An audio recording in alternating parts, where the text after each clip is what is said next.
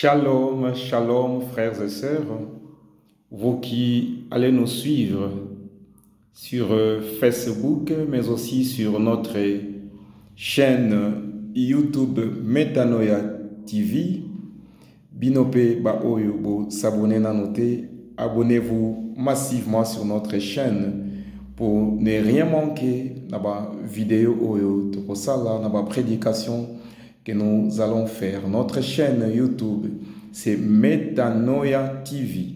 Entre parenthèses, Dr Moïse Fondou, pour faire la différence, mais c'est Metanoia TV. Hier, c'était dimanche, le 9 avril, dimanche des Pâques. Pâques, c'est la grande fête des chrétiens. Pâques, c'est la résurrection du Christ. Pâques, c'est notre assurance. Mais qu'est-ce qui s'est passé après la résurrection du Christ? Pendant le temps que Christ a fait sur terre, avant de monter au ciel, avant son ascension, Nini et les Kaki. De la même façon, nous avons fêté Pâques. Ça fait 2000 ans depuis que Christ est venu et reparti au ciel. Mais qu'est-ce que cela a à voir avec nous aujourd'hui? Avec notre foi aujourd'hui? C'est une première vidéo, mais avec l'aide de Dieu, nous continuerons à parler parce que la croix, c'est le message principal de l'évangile. Donc notre vie chrétienne, notre prédication, notre enseignement doit être christocentrique. Jésus-Christ au centre de tout. Heureusement pour nous, Jésus-Christ n'est pas resté à la croix. Il a été enterré, mais 3 jours après, il est ressuscité. Et la Bible nous donne des preuves de quelques activités de Jésus-Christ après sa résurrection. Des preuves qui constituent aussi un encouragement pour nous, un espoir pour nous. Mais qu'est-ce qui s'est réellement produit après la résurrection de Jésus-Christ? Nous crions tous, le tombeau est vide. Oui, le tombeau est vide. C'est le début de la nouvelle alliance. Mais qu'est-ce qui s'est réellement passé? Si nous lisons Actes des Apôtres, le premier chapitre, verset 3, la Bible dit que Jésus-Christ est resté 40 jours sur la terre. Donc après sa résurrection, Jésus-Christ est resté pendant 40 jours. Et quelle était son activité pendant ces 40 jours? La Bible dit que Jésus-Christ est apparu aux disciples. Et pendant ces 40 jours, Acte 1:3 dit, il parlait des choses concernant le royaume de Dieu. Donc, après sa mort, après sa résurrection, il était avec le disciple. Il parlait les choses concernant le royaume de Dieu. Donc, il expliquait les choses.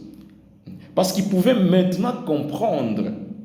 Quand il disait qu'il allait mourir pour le salut de l'humanité, peut-être qu'il n'avait pas compris. Mais ils l'ont vu mourir, eux ressusciter. C'était le moment idéal pour que les disciples comprennent, pour que les disciples posent certainement quelques questions.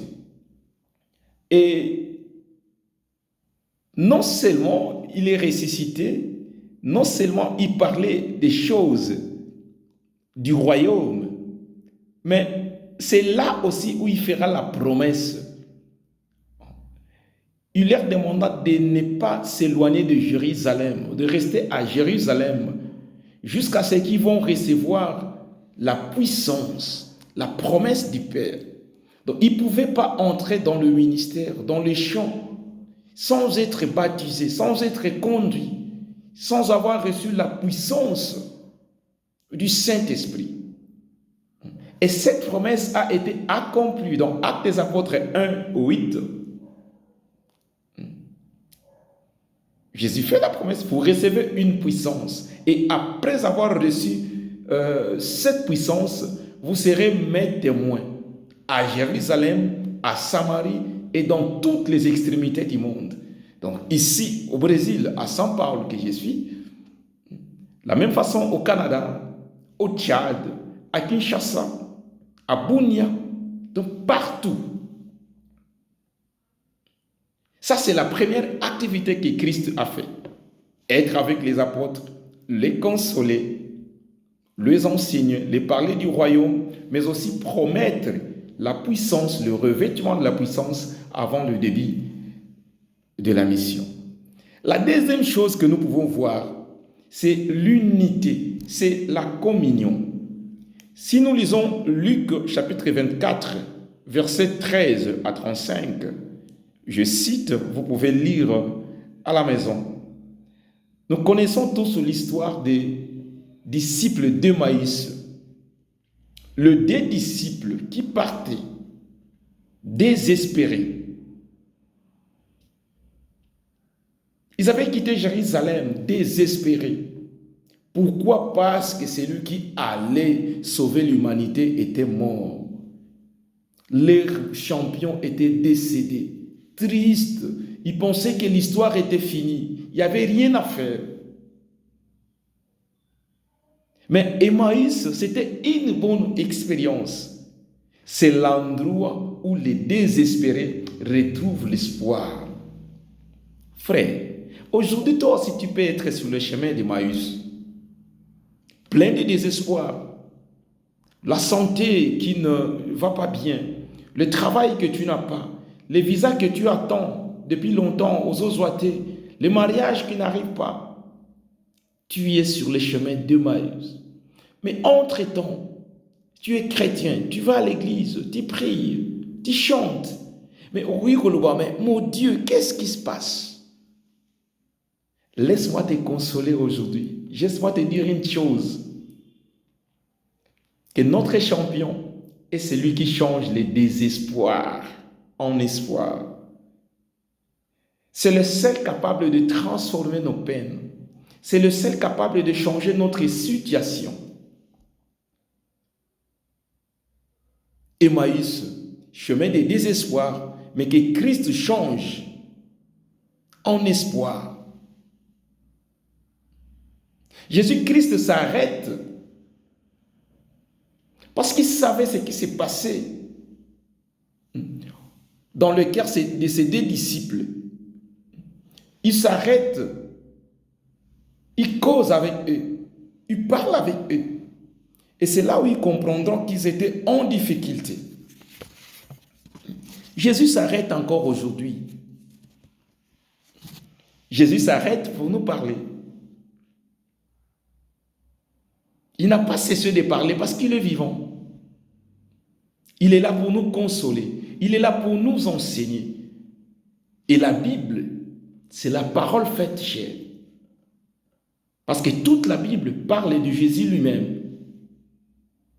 De Genèse jusqu'à l'Apocalypse, la Bible parle d'une seule personne, c'est la personne de Jésus. Donc Jésus nous parle encore. Dans la Bible, tu as toutes les réponses à tes questions. Et non seulement il nous a laissé un livre, mais il nous parle aussi au travers de ses serviteurs. Éphésiens chapitre 4, versets 11 à 12, il a établi dans son Église les apôtres, les prophètes, les évangélistes, le pasteur, les docteurs. Pourquoi? Pour la perfection des saints en vue du ministère, en vue de l'œuvre du ministère et pour l'édification du corps de Christ. Donc Jésus nous parle encore. Il nous a laissé un livre qui est sa propre parole. Souvenez-vous, il est la parole du commencement, il est la parole faite chair. La parole que Dieu a utilisée pour créer toutes choses. Parce que l'univers, tout ce qui existe, a été créé par lui et pour lui. Mais cette parole a accepté de devenir chair, Emmanuel. Il a habité parmi nous. Il est mort, ressuscité. Il est réparti dans sa gloire. Mais il n'a pas laissé l'Église seule. Il ne nous a pas laissé un livre que nous ne pouvons pas comprendre. Mais il a aussi établi des gens qui peuvent lire comprendre et par l'onction du Saint-Esprit expliquer sa parole, quelle est la Bible. Les apôtres sont avec vous, le pasteur sont avec vous, les docteurs sont avec vous, les évangélistes sont avec vous. Nyonso wana eza na ngolu na ye na bolingo na ye. Il a fait cela. Donc il a consolé les deux disciples du chemin d'Emmaüs. Yo pe muto zana nzela Emmaüs, Jésus-Christ, la parole de Dieu qui est la Bible, a la réponse à toutes tes préoccupations, a la réponse à toutes tes questions. Les problèmes, c'est seulement de compter sur lui, c'est d'avoir foi en lui. Moi, je sais qu'il n'a pas changé. Je le sais. Parce que je l'ai expérimenté. Je le vis encore dans ma vie. Frère, si tu pouvais savoir où il m'a ramassé, si tu pouvais comprendre ce qu'il a fait pour qu'aujourd'hui tu me vois et là en train de parler de lui. Ce jeune homme de 33 ans, c'est mon champion. Il a tout fait pour moi. Il m'a transformé, il m'a sauvé, il m'a tiré de l'impudicité, de la fornication, de la religion. Il m'a façonné, et il a fait de moi une nouvelle personne, une nouvelle créature. Certainement, il y a des gens parmi vous qui me connaissent ou qui m'ont connu à Kimbongo, à Kinshasa, à l'université ou partout, qui peuvent être étonnés. Oui, je suis la même personne, le docteur Moïse Mukoyakala. Mais un jour, et mon histoire a changé. Il est celui qui peut changer ton histoire. Un jour, je ferai une vidéo pour parler de moi, de ma conversion, de ce qui s'est passé dans ma vie. Mais aujourd'hui, voyons, après la Pâque, donc, il a consolé les disciples de Maïs. Mais si nous lisons aussi Jean chapitre 21, versets 9 à 14, souvenez-vous, il y a une plage au bord de la mer de Tibériade. Pierre qui était pêcheur, ils sont allés pêcher. Toute la nuit, il n'y avait rien. Et le matin, Jésus-Christ était là au bord du lac. Il demande aux enfants, avez-vous quelque chose à manger? Ils disent, non, nous n'avons rien pris. Il dit à Pierre, non, il dit, jetez le filet à gauche. Pêche miraculeuse. Et les disciples que Jésus aimait beaucoup dit à Pierre, c'est le Seigneur. Et Pierre laisse tout, saute et il va vers le Seigneur. Arrivé au bord, il y avait un feu. Et sur le feu, il y avait un poisson et du pain. Ils avaient faim, ils avaient froid. Il y avait le feu pour s'échauffer, mais il y avait aussi le poisson et le pain pour manger. Ça, c'est ce que notre maître peut faire. Même dans les déserts, il peut ouvrir une porte pour toi. Même quand tout semble être fermé, il est capable. Parce qu'il est Dieu, il est le Fils de Dieu. Même quand le médecin, comme je le suis, disent c'est fini. Tu n'as que 2, 3, 4 jours, mais lui, il a les derniers mots. Souvenez-vous, il est Jéhovah Rapha. Il est celui qui guérit. Et c'est par ces meurtrissures que nous sommes guéris. À la croix, il ne nous a pas acquis seulement le salut. Quand il criait, tout est accompli. Nous sommes dans Jean chapitre 19, verset 30. Tout est accompli. Dans les tout là, il y a aussi ta santé. Dans les tout là, il peut pourvoir à tes besoins. C'est pourquoi il est Jéhovah Jireh. Et dans les tout là, il peut te donner la paix, toi qui n'as pas la paix. Mobali à Kenda, moi c'est à Kenda, les choses ne marchent pas. La situation est difficile. La vraie paix, ce n'est ni l'argent, ni les voyages, ni autre chose, mais Christ qui donne la vraie paix. Et moi, j'ai expérimenté la vraie paix.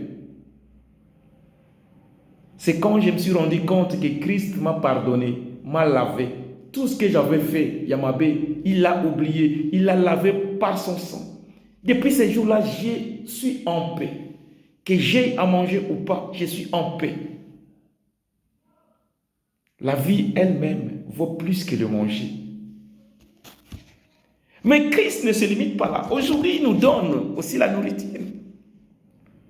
Jean chapitre 6, verset 55 à 59.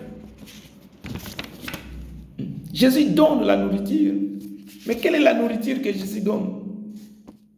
Jésus dit, Jésus est le pain descendu du ciel.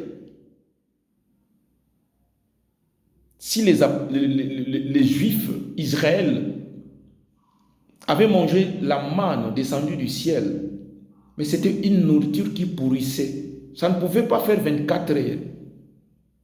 Mais nous avons le pain descendu du ciel. C'est pourquoi il dit, vous devez manger mon corps et boire mon sang. Jésus n'était pas un cannibale. D'ailleurs, quand il disait cela, il était vivant. Même quand il avait célébré la première Sainte Seine, il était vivant. Manger son corps, boire son sang, c'est croire en sa parole. C'est accepter l'offrande qu'il a donnée à Golgotha pour le salut de l'humanité. C'est la seule voie pour être racheté. C'est là où le sang a coulé pour notre rédemption, pour notre rachat, pour notre reconnexion à Dieu. Tout cela s'est fait à Golgotha. C'est notre pain. Il ne s'est pas limité seulement à la parole. C'est pourquoi il a institué la Sainte Seine. Pendant la Sainte Seine, le pain ne devient pas le corps physique de Jésus. Le vin ou le jus, je ne sais pas ce que vous utilisez, ne devient pas le sang de Jésus. Mais nous faisons cela pour commémorer, pour nous souvenir.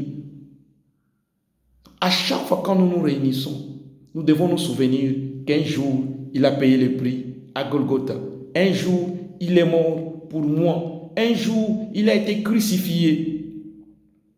Moi, je méritais cette place à cause de mon impudicité, à cause de mon orgueil, à cause de ma religion. Toi, tu as mérité cette place à cause de ce que tu fais qui n'est pas conforme à la parole de Dieu. Mais par pure bonté, par amour, il a accepté de changer ta place, de prendre ta place et de te laisser, de me donner sa place à lui. La substitution.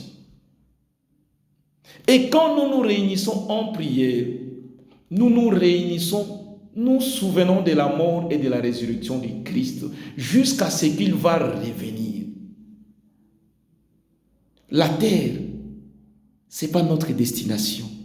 Nous sommes des passagers. Notre réelle destination, c'est le ciel. Le chemin, c'est une personne, Christ, lui seul. C'est pourquoi quand nous allons prier, quand nous venons prêcher la parole de Dieu, la croix doit être au centre de tout. Ce ne sont pas les voyages, les bénédictions, les mariages. Nous sommes les amatabis. Matthieu 6, 33. Cherchez premièrement le royaume et la justice de Dieu. Le reste. Mais maintenant nous prêchons les restes.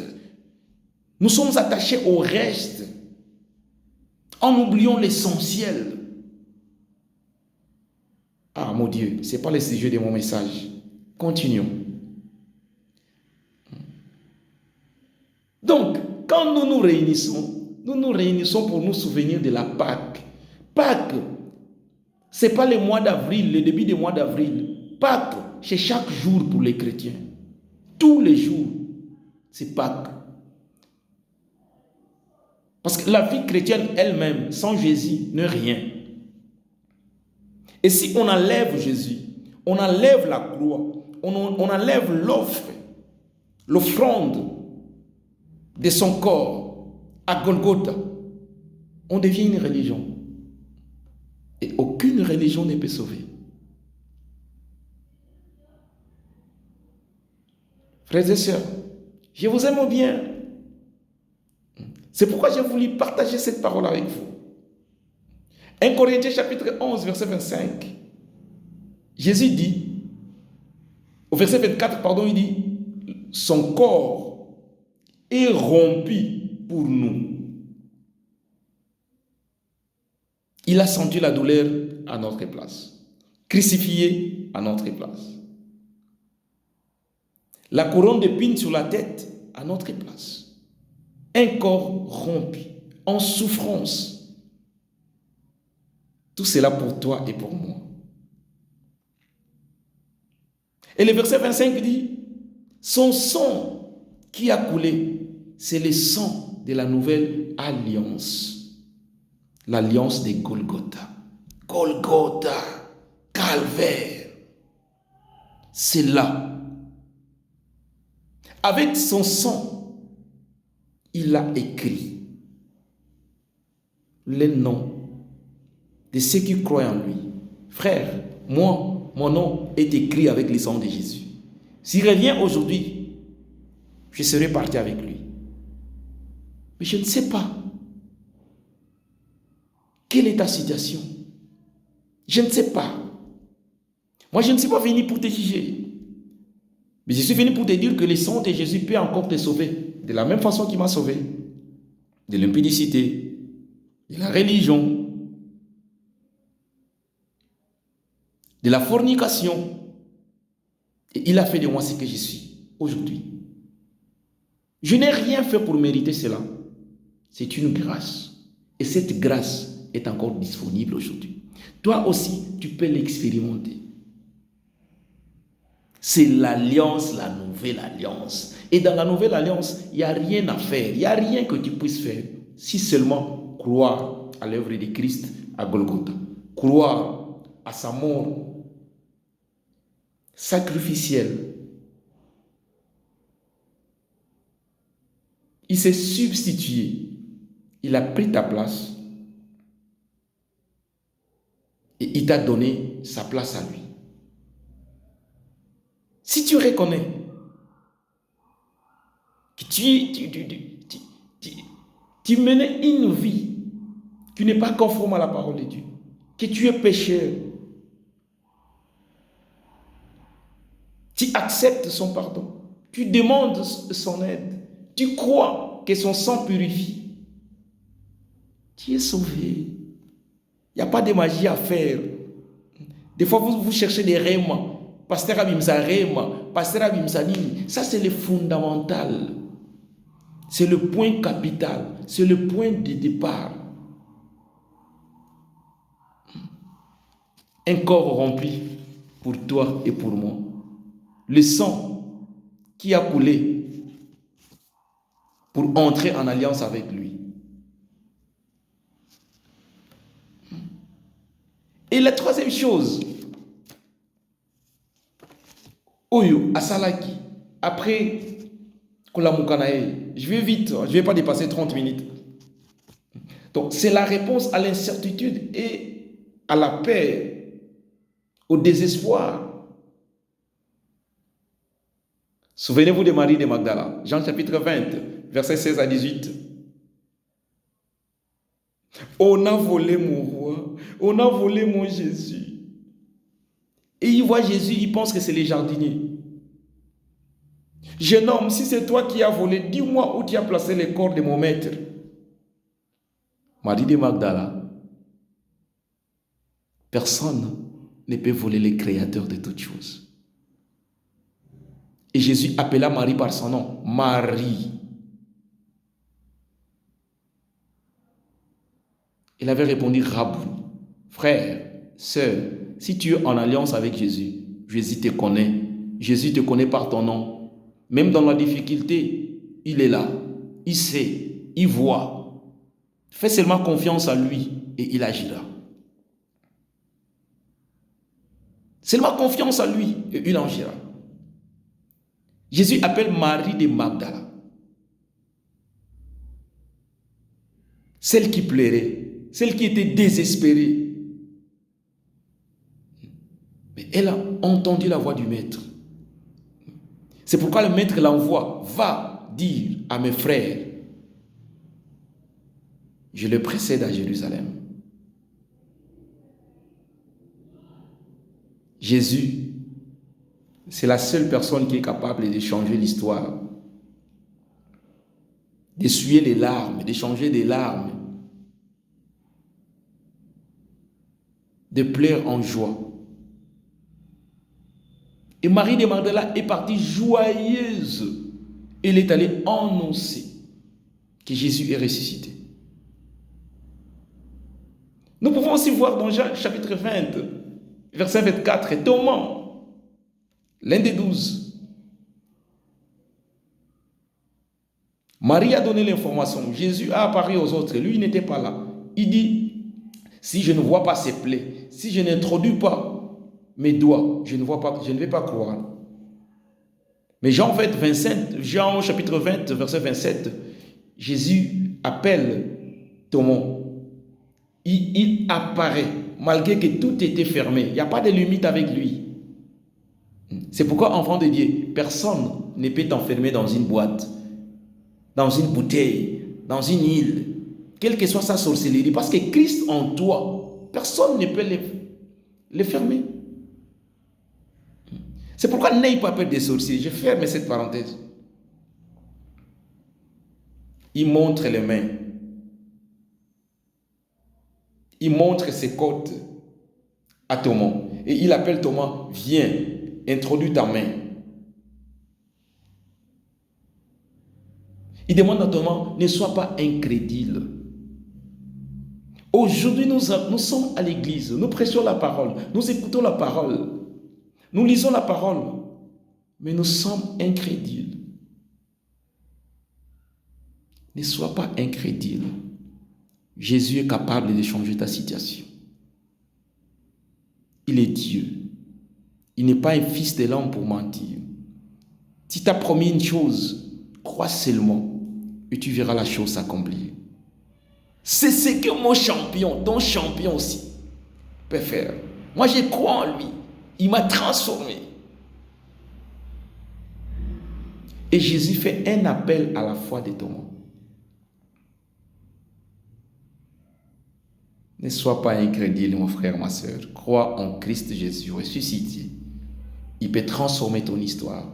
Il peut transformer ta vie. Et le verset 29, Jésus répond à Thomas, « Heureux ceux qui n'ont pas vu et qui ont cru. » C'est même la définition de la foi. Croire avant d'avoir vu. Donc si tu as la foi, tu es heureux. Ce n'est pas la foi à la parole du pasteur, à la parole du prophète, des bishops. La foi à la parole de Dieu. La parole de Dieu, c'est une personne. C'est Jésus de Nazareth. Il est capable de tout. Il ne s'est pas limité avec Thomas. Souvenez-vous, quatrièmement, de Pierre. Pierre. Dieu Pierre. Sur cette pierre, je bâtirai mon église. Attention, l'église n'est pas bâtie sur l'apôtre Pierre, mais sur la révélation que Pierre avait, que Christ était le Messie, Christ était le oint. Je ferme la parenthèse. Un jour, nous pouvons revenir. La pierre angulaire de la construction de l'édifice, la fondation, c'est Jésus lui-même. Et Pierre l'a déclaré. C'est Jésus. Mais Pierre, c'était le responsable, le pasteur de l'église, l'aîné, le grand frère, qui devait s'occuper des autres, qui devait encourager les autres. Mais ce Pierre-là a renié Christ 3 fois. Marc chapitre 14, verset 30. Jésus dit à Pierre, tu vas me renier 3 fois. Pierre a boudé. Il dit non, non, peu importe ce qui peut arriver. Mais sous la pression, Pierre a cédé. Et quand le coq a chanté 3 fois, nous sommes au verset 68, entre Marc 14, 68 à 70. Pierre plaira. Pourquoi? Parce qu'il a renié son champion. Il a renié son champion. Mais notre champion, c'est celui qui relève ceux qui sont tombés et il les réconforte. Frères et sœurs, enfants de Dieu, peut-être que tu n'as pas fait plus que Pierre. Mais, toi qui as déjà reçu Jésus comme Seigneur et Sauveur, en menant une vie qui n'est pas conforme à la parole de Dieu, tu renies Christ. Tu fais aussi comme Pierre, parce que tu es dans le mensonge. Tu es dans l'impudicité. Tu es dans l'adultère. Tu es dans la fornication. Tu es orgueilleux. Tu pratiques la magie. Les œuvres de la chair. Mais tu as le nom du Christ à la bouche. La bonne nouvelle que je t'apporte, c'est qu'il est capable de relever ceux qui sont tombés. Il pardonne. Il comprend. Mais pour cela, tu dois les reconnaître, comme Pierre l'a fait. Et pleurer. Si tu pleures, tu demandes pardon. Tu abandonnes, tu délaisses, tu obtiens miséricorde. Et quand on lui pardonne, il pardonne pour toujours. Jean chapitre 21, verset 15 à 17. Pierre a renié Christ 3 fois. Et Christ pose la question à Pierre 3 fois. Pierre, m'aimes-tu plus que ceci, plus que les autres? Pierre a pleuré.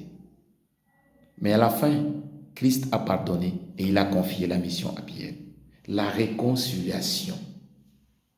Après l'erreur, on reconnaît, on demande pardon. Jésus oublie. Et quand il oublie, il efface. Quand il efface, c'est parti. Il ne se souvient pas. C'est ça l'avantage avec notre champion.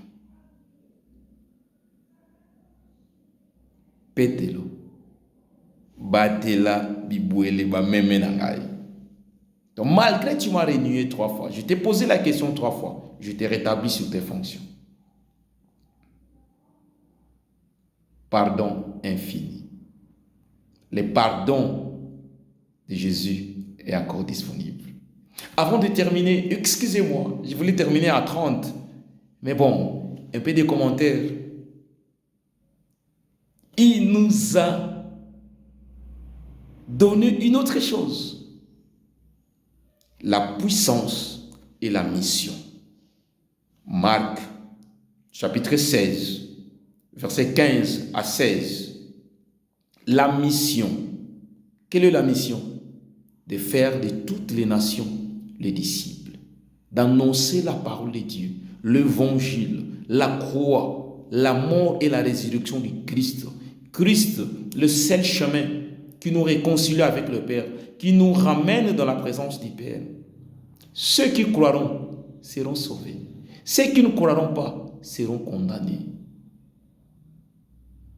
Même toi qui m'écoutes maintenant, si tu n'as pas encore reçu Jésus comme Seigneur et Sauveur, si tu crois, il te sauve. Si tu ne crois pas, tu seras condamné. Mais la bonne nouvelle, il ne veut pas perdre. Donc son sang est encore disponible. Il peut pardonner, il peut laver, il peut sauver. Mais attention, un jour, tout cela prendra fin. Parce que si tu meurs aujourd'hui, il n'y a pas de salut post-mortem. La prière des morts, on peut organiser une veillée mortuaire, prêcher et prier, ça n'aura pas d'effet. C'est aujourd'hui et maintenant qu'il faut se décider. Il nous donne une mission. La mission, Ce n'est pas la mission des pasteurs, des apôtres et des évangélistes. C'est la mission de tout chrétien. Tu me diras, je ne connais pas les versets bibliques. Oui, mais ta vie, c'est une Bible ouverte. Si tu volais et que tu te repentis, tu ne voles plus. Ça sera une grande prédication pour ceux qui te connaissaient. De la même façon, moi, ceux qui m'ont connu, étant que coureur de jupons, me voyant prêcher aujourd'hui, me voyant marcher en conformité avec la parole de Dieu, c'est déjà une prédication. Avant même que je cite un verset biblique, il faut que moi-même, je sois une prédication. Tu peux seulement avoir Jean 3,16. Car Dieu a tant aimé le monde qu'il a donné son Fils unique, afin que quiconque croit en lui ne périsse point, mais qu'il ait la vie éternelle. C'est le verset avec ta vie, les changements, la nouvelle vie, les bonnes œuvres. Et je parle des bonnes œuvres. Nous ne sommes pas sauvés par les bonnes œuvres. Nous sommes sauvés par l'offre que Christ nous donne gratuitement. Le salut est gratuit. Mais si nous sommes sauvés, nous devons produire les bonnes œuvres. Parce que Dieu les a préparées pour que nous les pratiquions. C'est aussi une preuve qu'on est sauvé pour les gens du dehors. Pas seulement la mission, mais il nous a donné aussi la puissance. Le Saint-Esprit en nous capacite pour prêcher, mais aussi pour le combat spirituel. Parce que nous sommes dans une guerre et l'ennemi a une force. L'ennemi combat depuis longtemps. Il a commencé depuis le ciel, puis s'est rebellé. Donc, il est plus fort que toi. Il connaît la Bible mieux que toi. Souvenez-vous, il a trompé Adam et Ève avec la parole. Souvenez-vous, il a même tenté de tromper Christ avec la parole. Il est écrit, heureusement pour nous et malheureusement pour lui. Il ne savait pas qu'il voulait tromper la parole elle-même. Il est écrit, il est écrit. Donc, avec ta religion, tu ne sauras pas. Moi, je connaissais la Bible. J'avais déjà lu la Bible 5 fois. Mais j'avais une connaissance intellectuelle de la Bible. Je n'avais pas expérimenté Christ. Je n'étais pas en relation avec Christ. C'est pourquoi je ne pouvais pas défaire le péché en moi. Je n'avais aucune force contre les péchés. Mais il aurait fallu un jour, le Fils de Dieu, Jésus-Christ, intervienne dans ma vie, me sauve, me pardonne, me purifie et me donne la force de continuer. Le combat n'est pas fini. Les tentations sont là. Mais son esprit en moi m'avertit. C'est une boussole. Moïse, fais attention. Moïse, fais attention. Tu es mon enfant. Je t'ai choisi. Mon sang a coulé à cause de toi. La sentinelle, c'est le Saint-Esprit. Non seulement la sentinelle, mais il me donne aussi la force dans les combats. C'est pourquoi les démons savent que celui qui passe là, c'est Moïse. Et c'est Moïse-là. Derrière lui, ou en lui, il y a quelqu'un qui est caché, Christ. Pourquoi? En Christ, nous sommes cachés dans le lieu céleste. Nous sommes avec lui. Le Saint-Esprit venant en nous, nous donne la puissance pour la mission. Marc 16, 17 à 19. Aujourd'hui encore, il travaille avec nous. Pas seulement pour prêcher la parole de Dieu, mais pour vivre une vie chrétienne véritable. Pour être le sel du monde et la lumière du monde. Frères et sœurs, Pâques, Jésus est ressuscité. Mais avant de partir, il a consolé. Il console encore. Même dans le désespoir, il donne l'espoir. Quand tout semble perdu, il est là pour donner espoir. Même dans la famine, il nous donne le vrai pain qui est lui-même. Mais il pourvoit aussi à nos besoins parce qu'il sait. C'est pourquoi je vais te donner un conseil avant de terminer. Frères et sœurs, si tu as faim, ne demande pas au Saint-Esprit. Il n'a jamais mangé. Ne demande pas au Père. Il n'a jamais mangé. Demande au Fils, Christ. Parce qu'un jour, il a aussi eu faim. Il a aussi eu soif. Il te comprend quand tu es tenté. Il te comprend quand tu es fatigué. Il a vécu la condition humaine, excepté les péchés. Donc, il est mieux placé pour te comprendre, pour me comprendre.